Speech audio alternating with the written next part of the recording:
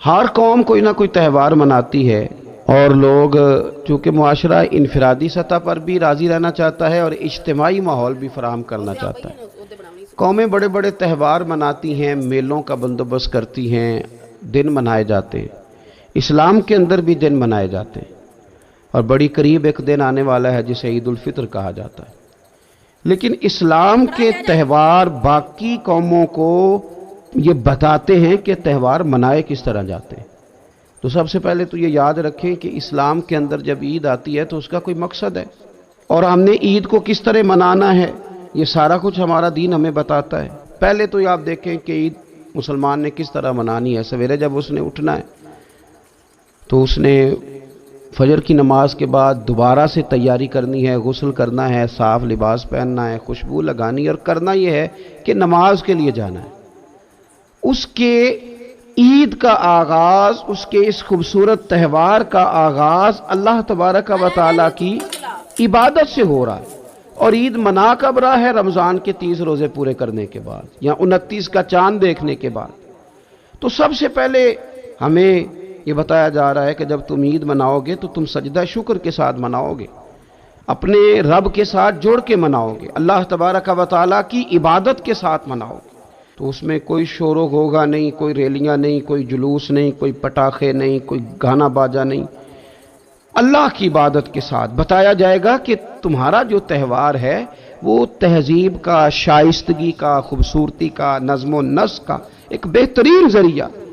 تم بڑے راضی جب ہوگے تو پھر بھی تم اپنا ساری جھکاؤ گے رب کی بارگاہ میں، پھر بھی تم یہی کہو گے سبحان ربی العظیم، پھر بھی تم یہی کہو گے سبحان ربی الاعلی، پھر بھی تم اس کی بارگاہ میں جبین نیاز جھکاؤ گے کہ یہ جو تمہارے پاس عید کا دن آیا ہے یہ اجتماعیت کا دن ہے۔ آپ جب صف میں کھڑے ہوں گے نماز عید کے لیے تو کیا امیروں کی صفیں علیحدہ ہوں گی؟ غریبوں کی الگ ہوں گی؟ کیا پڑھے لکھوں کی الگ ہوں گی اور ان پڑھ لوگوں کی الگ ہوں گی؟ کیا قبیلوں کی الگ ہوں گی اور دوسرے قبیلے کی الگ ہوں گی؟ ایسا نہیں، ایک ہی صف میں کھڑے ہو گئے محمود و یاز، نہ کوئی بندہ رہا نہ کوئی بندہ نواز، صاحب و محتاج و غنی ایک ہوئے، اور تیری سرکار میں پہنچے تو سبھی ایک ہوئے۔ اجتماعیت کا اظہار ہے، اجتماعیت کا، عید کا پیغام اجتماعیت کا اظہار۔ اور پھر نماز عید ختم ہوئی تو سب نے ایک دوسرے کو گلے لگایا، غریب نے امیر کو، امیر نے غریب کو، پہلے ایک صف میں نماز پڑھی پھر گلے لگایا، چھوٹے نے بڑے کو، بڑے نے چھوٹے کو، سب ایک دوسرے کے ساتھ محبت کا رشتہ قائم رکھنے لگے۔ تو عید نے دوسرا پیغام اجتماعیت کا دیا کہ تم اللہ تبارک و تعالیٰ کی توحید کے نام پر، تم رسول پاک صلی اللہ تعالی علیہ وسلم کی غلامی کے نام پر ایک ہو، ایک۔ ہزاروں قومیں وجود میں آئیں دہر میں خشک و تر کے رشتے سے، پر ہم نے بنیاد دوستی رکھی یاد خیر البشر کے رشتے سے۔ اور اقبال کہنے لگے اپنی ملت پر قیاس اقوام مغرب سے نہ کر، خاص ہے ترکیب میں قوم رسول ہاشمی۔ یہ جو نماز پڑھ رہے ہیں اور بعد میں گلے مل رہے ہیں، ان کا ایک ہی تعارف ہے کہ یہ رسول ہاشمی کی قوم ہے۔ یہ تعارف اجتماعیت کا درس، پیار کا درس، مساوات کا درس، چھوٹے بڑے کے فرق کو ختم کرنے کا درس، امیر غریب کی تفریق مٹانے کا درس، اس کا نام عید ہے۔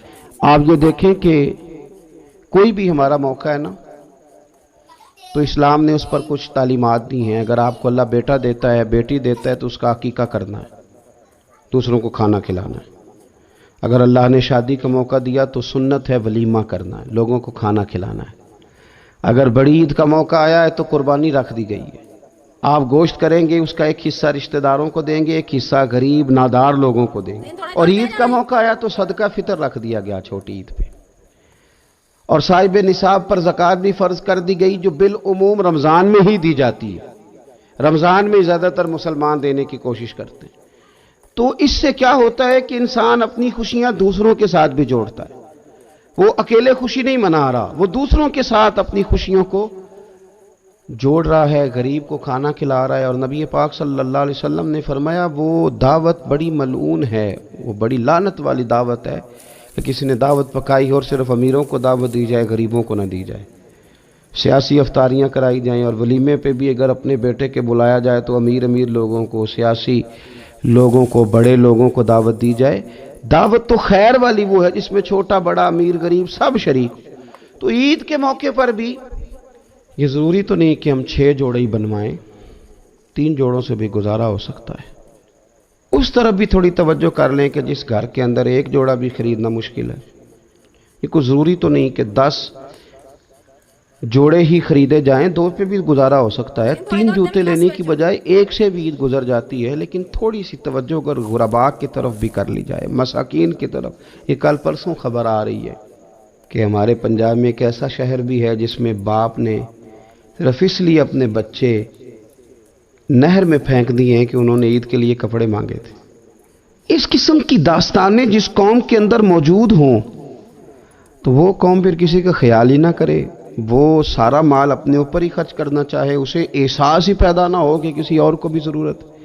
تو عید ہمیں موقع دیتی ہے۔ بزرگوں نے لکھا ہے کہ یہ جو عید پہ کہا گیا نا کہ ایک رستے جاؤ اور دوسرے رستے سے واپس آؤ، تو اس میں بھی شاید ایک حکمت ہمیں یہ بھی نظر آتی ہے کہ کئی دفعہ ایک گلی سے گزرے تو گزرتے وقت خیال آتا ہے کہ یار یہ گھر ایسا ہے، دیکھ کے پتہ چلتا ہے کہ جو غریب ہے مجھے تھوڑا ان کا خیال رکھنا چاہیے۔ پھر دوسری سائیڈ سے واپس آؤ، شاید تمہیں گھر بیٹھے یاد نہ آئے اور مکان دیکھ کے تمہیں سمجھ آ جائے کہ یہاں تو شاید روٹی بھی وقت پہ نہ پکتی ہو، اتنے غریب ہیں۔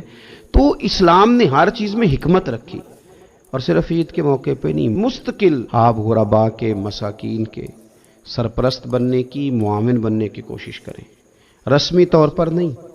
پچھلے سال نا عید گزری تو مجھے ایک دوست نے ایک پنجابی کا شعر بھیجا، اس نے کہا حضرت جی اس کو ذرا ضرور پڑھیں، تو شعر بڑا انوکھا تھا۔ وہ شعر کیا تھا؟ اور راشن ونڈن والے لوکو، او راشن ونڈن والے لوکو، او عیدوں بعد بھی بھوک لگ دی جے۔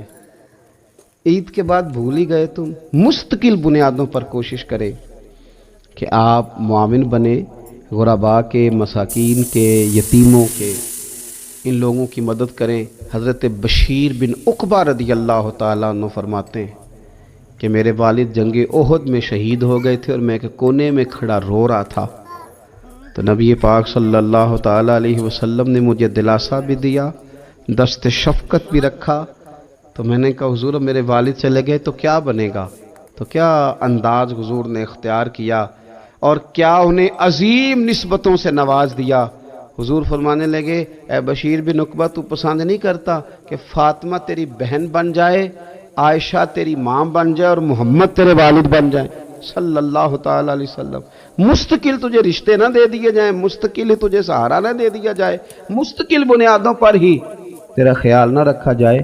نبی پاک صلی اللہ تعالی علیہ وآلہ وسلم کو نا جو چیز بڑی پسند ہے وہ ایثار ہے، اپنے منہ کا نوالا نکال کے کسی کو دے دینا، یہ حضور کو بڑا ہی پسند۔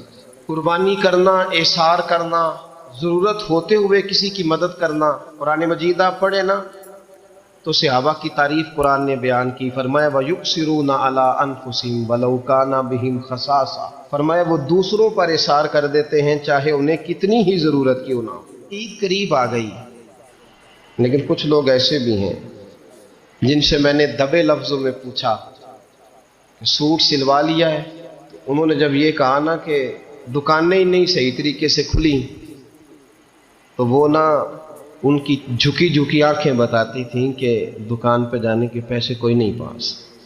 ایک شاعر تھا تو وہ کہتا ہے کہ میں کھلونوں کی دکان کے پاس سے گزرا، میں بھی ساتھ تھا، میرا بیٹا بھی اور میرا پوتا بھی۔ تو میرا پوتا ضد کرنے لگا کہ کھلونا لینا ہے، تو میرے بیٹے نے بڑا سمجھایا نہیں لینا نہیں لینا، پر بچے نے ضد نہیں چھوڑی، باپ نے مارا بھی ڈانٹا بھی، پر اس نے کہا نہیں میں نے کھلونا لینا ہے۔ جب میرا بیٹا نہیں مان رہا تھا تو میں نے پھر اس کو کہا، میں مثال دے رہا ہوں، پس منظر کچھ یوں بنا ہوگا، اس نے کہا کہ تم کھلونے کی دکانوں کے پاس سے کیوں گزرے؟ یہ بچے کی ضد ہے، یہ سمجھوتا نہیں کرتی، یہ بچوں کی ضد ہے، یہ سمجھوتا۔ اور وہ آج بھی دوپہر میں بچوں کو سلا دیتی ہے اس ڈر سے کہ گلی میں پھر کہیں کھلونے بیچنے والا نہ آ جائے۔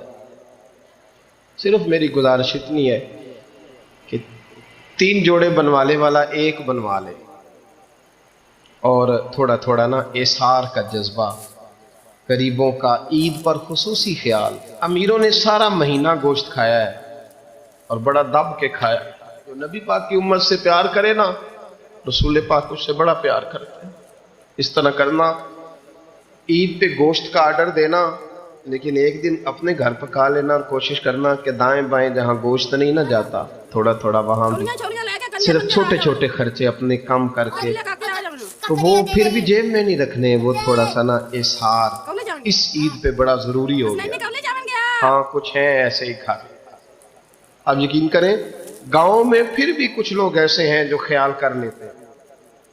شہروں میں چونکہ ہم ایک دوسرے کا حال بھی نہیں پوچھتے، آج بھی گاؤں میں کچھ کچے مکانوں والے اپنے ہمسائے کے گھر فاقہ نہیں ہونے دیتے۔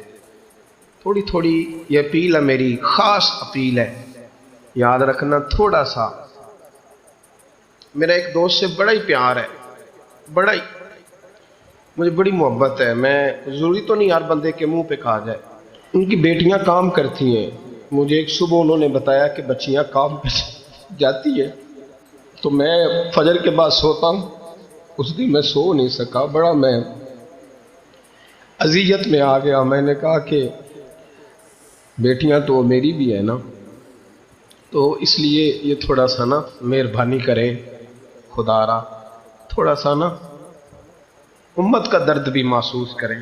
بڑی بڑی سوسائٹیاں تو تھوڑی ہیں، زیادہ لوگ تو ابھی بھی کچے مکانوں میں ہیں، تو مہربانی کریں تھوڑا سا ان لوگوں کا اس عید پہ ضرور خیال کریں۔ آج 21 رمضان کو میرے ابا جی فوت ہوئے تھے، آج کے دن، آج ان کو 19 سال ہو گئے۔ اب 19 سال پہلے میں کہاں تھا آپ سوچ سکتے